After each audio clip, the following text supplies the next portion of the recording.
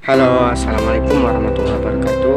Perkenalkan, nama saya Muhammad Yasugari dari Prodi PBSI Angkatan 2021. Saya di sini akan menjelaskan materi dari mata kuliah morfologi dosen pengampu Bu Asdarina MPD. Nah, jadi preposisi itu adalah kata depan atau kalimat-kalimat utama menurut ahli bahasa, yaitu Kerap.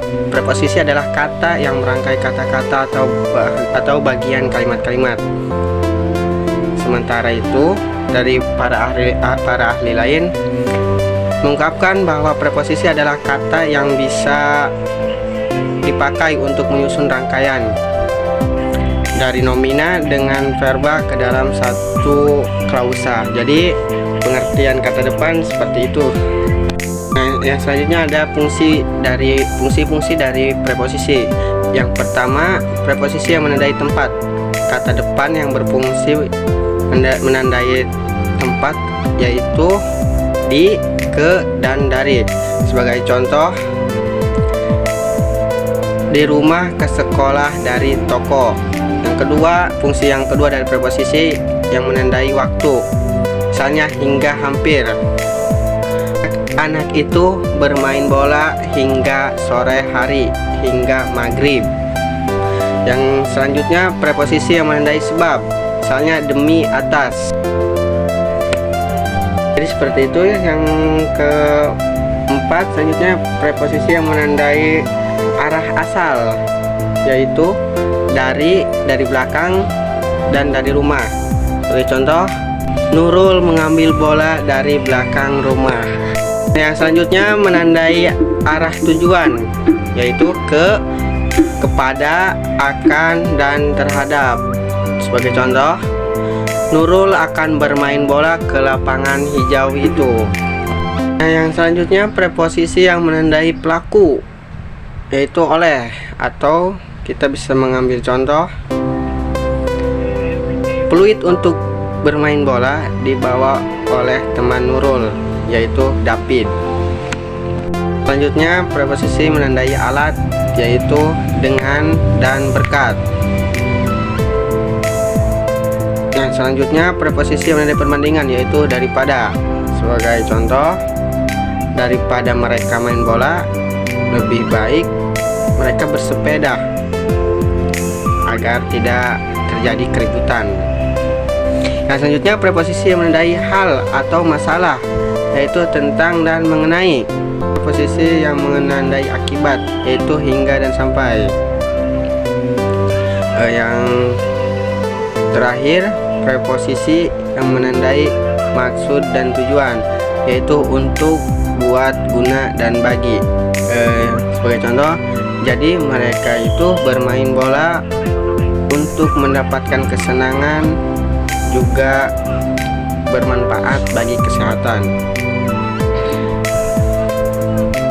Baiklah, yang selanjutnya yaitu penggunaan preposisi dalam kalimat. Yang pertama ada di.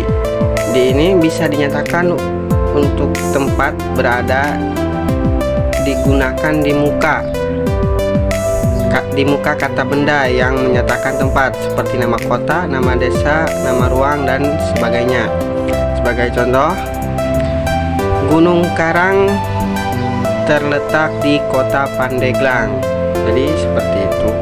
Yang selanjutnya untuk menyatakan tempat berada dengan lebih tepat dan lebih seksama. Kata depan dapat diikuti dengan kata yang menunjukkan bagian dari tempat. Misalnya kata-kata atas, dalam, dan samping. Sebagai contoh, kunci motor itu ditaruh di atas meja.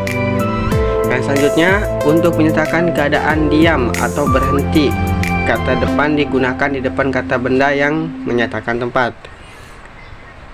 Sebagai contoh, yang selanjutnya ada pada. Untuk menyatakan tempat berada digunakan di depan kata benda yang menyatakan orang. Sebagai contoh, kunci motor itu ada pada ayah. Sebagai contoh, buku itu ada pada adik saya. Yang selanjutnya, untuk menyatakan tempat digunakan di depan kata benda. Yang selanjutnya ada preposisi pada, sebaiknya digunakan di depan objek dalam kalimat yang predikatnya mengandung pengertian tertentu. Sebagai contoh, buku ini kami berikan sebagai tanda kenang-kenangan pada mereka. Jadi itu kalimat yang kurang pas. Buku ini kami berikan sebagai tanda kenang-kenangan kepada mereka. Jadi seperti itu. Yang selanjutnya ada dalam.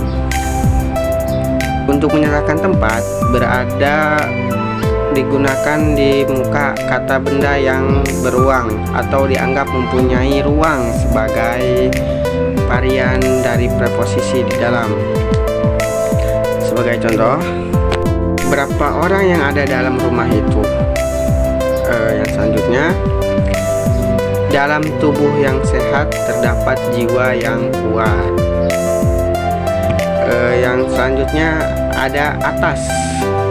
Untuk menyatakan tempat digunakan di awal kata-kata benda tertentu sebagai varian dari kata depan di atas. Sebagai contoh, beban yang dipukulkan atas pundak pemain terlalu berat. Yang selanjutnya, kami berdiri atas keadilan dan kebenaran. Yang selanjutnya ada kepada. Untuk menyatakan tempat yang dituju digunakan di awal kata benda, orang, atau yang diorangkan. Sedangkan predikat kalimatnya berupa kata kerja yang mengandung pengertian tertuju terhadap sesuatu. Sebagai contoh, kalian harus melapor dulu kepada beliau.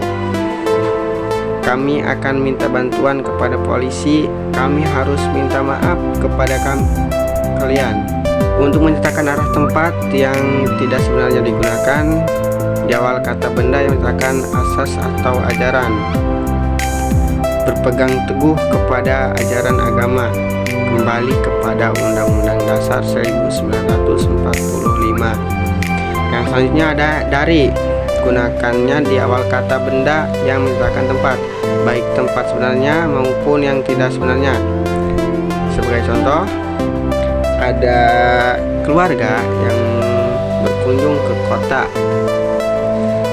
Sebagai contoh, mereka baru datang dari desa. Ibunya berasal dari kampung terpencil. Selanjutnya, untuk menyatakan asal tempat dengan lebih seksama, posisi dari dapat diikuti dengan kata yang menyatakan bagian mana dari tempat yang dimaksud. Misalnya kata dalam, atas, dan sudut. Sebagai contoh, satu persatu mereka keluar dari mobil itu. Sebagai contoh, pot bunga itu akan kami pindahkan dari sudut ruangan ke depan. Yang selanjutnya, fungsi-fungsi kata depan. Fungsi-fungsi kata depan itu antara lain untuk menyatakan tempat berada langsung, untuk menyatakan arah asal, untuk menyatakan arah tujuan, untuk menyatakan pelaku, untuk menyatakan alat, untuk menyatakan perbandingan, untuk menyatakan hal atau masalah, dan untuk menyatakan sebab akibat. Selanjutnya untuk menyatakan maksud atau tujuan.